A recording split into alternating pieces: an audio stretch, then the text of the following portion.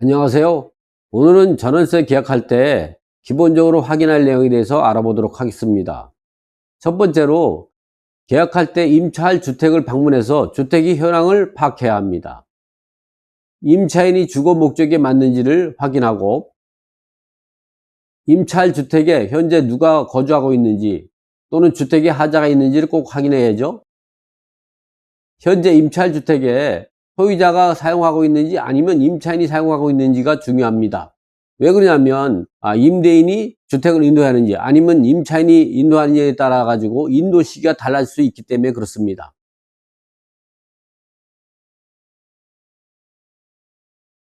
임차할 주택 부분 이외에 다른 임차인이 있는가를 파악해야 합니다.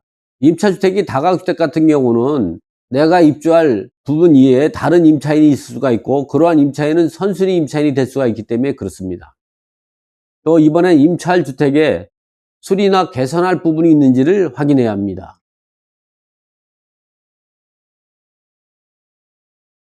다음으로는 주택이 매매와 전세 시세를 확인해야 합니다.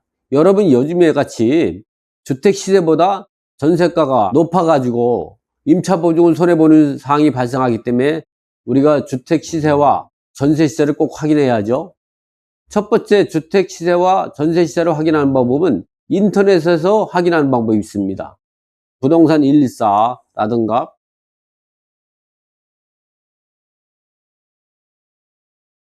네이버 부동산에서 검색해서 확인하는 방법, 이번에는 KB부동산에서 확인하는 방법이 있죠.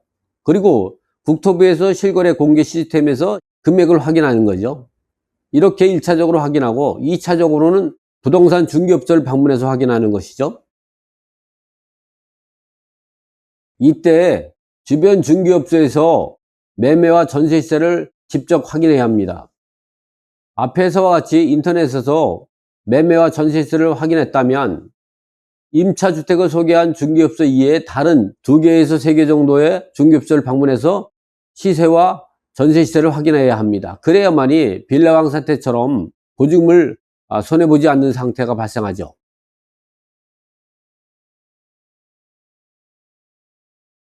이렇게 우리가 매매와 전세 시세를 확인했다면 매매 시세의 몇 %가 보증금을 차지하고 있어야 보증금을 안전하게 지키는가에 대해서 알아봐야 되는데요.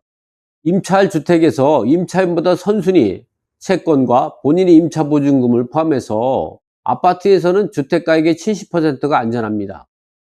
다세주택이라든가 연립주택 같은 경우는 그 주택가액의 60%, 단독 다가구주택 같은 경우도 60%를 넘으면 안 됩니다.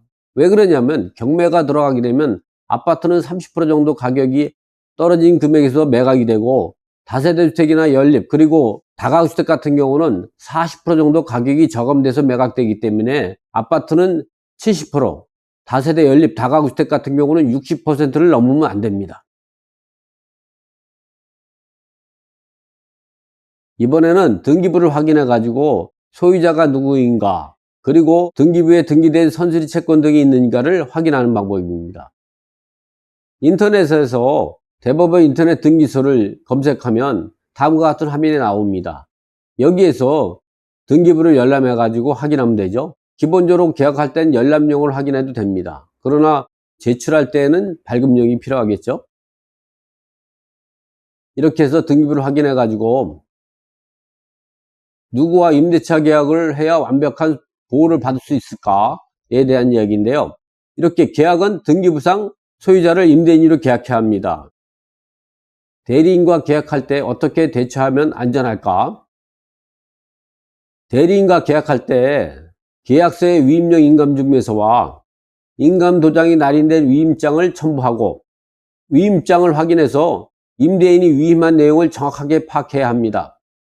위임된 내용을 벗어나는 내용에 대해서는 무효가 되기 때문에 그렇습니다. 그리고 계약서 특약사항란에 대리인이 계약하였다는 내용과 계약금에서 잔금까지 임대인이 통장으로 계좌에 이체하고 잔금을 지급하기 전에 반드시 본인이 참석해서 계약서에 자필 서명하기로 한다는 내용을 명기하고 이러한 내용을 임대인과 직접 전화로 확인해야 합니다.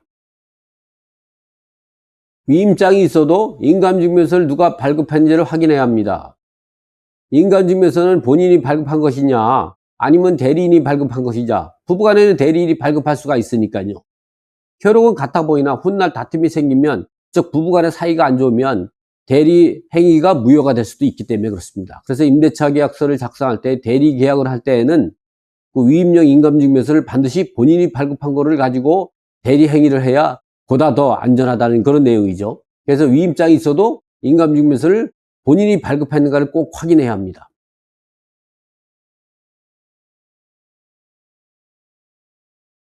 등기부에 가등기된 주택이 있을 때는 누구랑 계약해야 되는가? 이런 경우는 가등기되어 따르면 소유자와 임대차 계약을 맺으면 가등기권자가 본등기 치면 무효가 되기 때문에 가등기권자한테 본등기를 치든가 아니면 가등기를 말소하고 임대차 계약을 작성해야 합니다. 이번에는 주택이 신탁 등기되어 있다면 누구랑 계약해야 되는 거죠? 이렇게 신탁 등기된 주택에 임대차 계약을 작성해서 손해보는 경우도 많습니다. 신탁 등기되어 있다면 위탁자와 임대차 계약을 작성하는 경우가 있는데 이 위탁자를 임대인으로 임대차 계약서를 작성한다면 수탁자와 우선수익자의 동의를 얻어가지고 임대차 계약서를 작성해야만이 임차보증을 안전하게 지킬 수 있는 것입니다.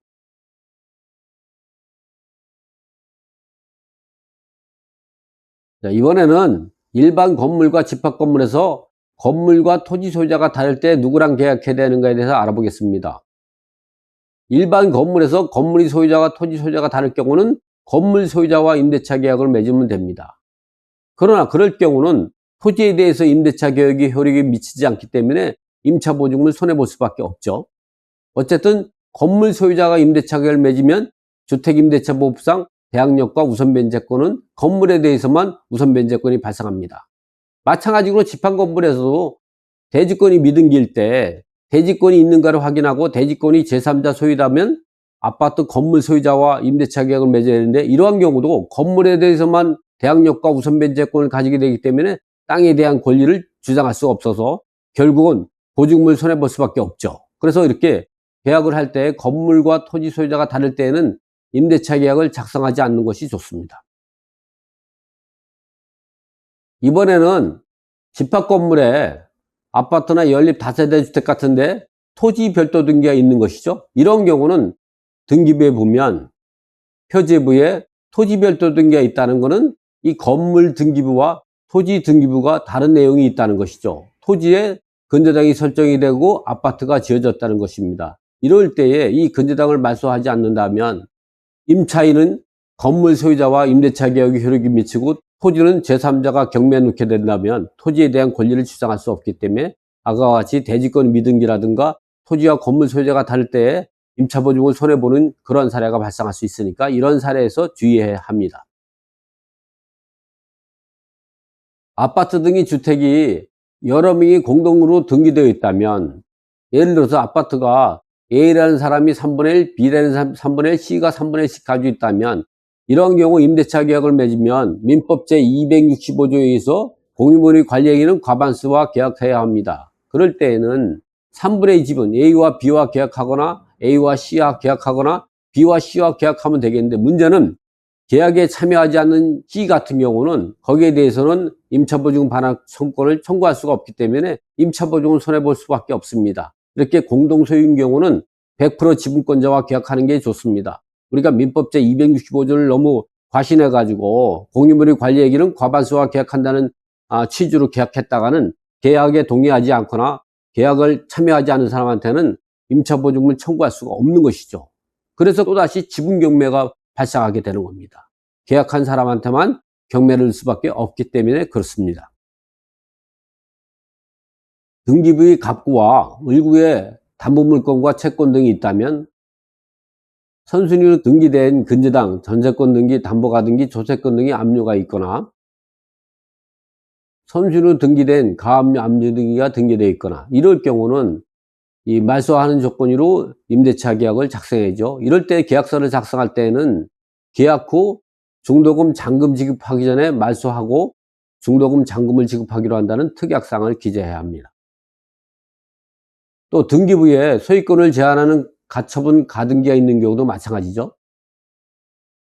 건물이 말소 기준 권리가 대지에서의 말소 기준과 다를 때 경매가 들어가게 되면 임차인의 대항력은 건물의 말소기준 권리를 가지고 합니다. 이와 같이 토지에 1990년 2월 10일 날 건재장이 설정이 되고 나서 건물이 지어지고 나서 건물의 말소기준 권리가 설정이 됐다면 요 을과 병, 정은 대항력이 있는 것이죠. 이번에는 건축물 대장과 토지 대장을 확인해야 합니다. 여기서 유의할 점은 두 가지가 있는데, 첫 번째, 등기부와 건축물 대장에 등기된 내용이 다를 때에는 건축물 대장이 우선합니다. 그렇기 때문에 건축물 대장에 등재된 주소로 임차인이 전입신고를 해야 하죠. 그리고 또 하나는 건축물 대장을 확인해서 위반 건축물이 있는지를 꼭 확인해야 합니다. 이러한 위반 건축물이 있다면 나중에 경매로 매각된다면 그로 인해서 보증금을 손해볼 수밖에 없는 그런 사례가 발생할 수도 있는 것이죠. 건축물 대장을 확인해서 위반 건축물이 있다면, 즉 불법 건축물이 있다면 불법 건축물이 있는 상태에서 임대차 계약서를 작성할 수도 있고, 불법 건축물을 해소하는 방법으로 임대차 계약서를 작성할 수도 있죠.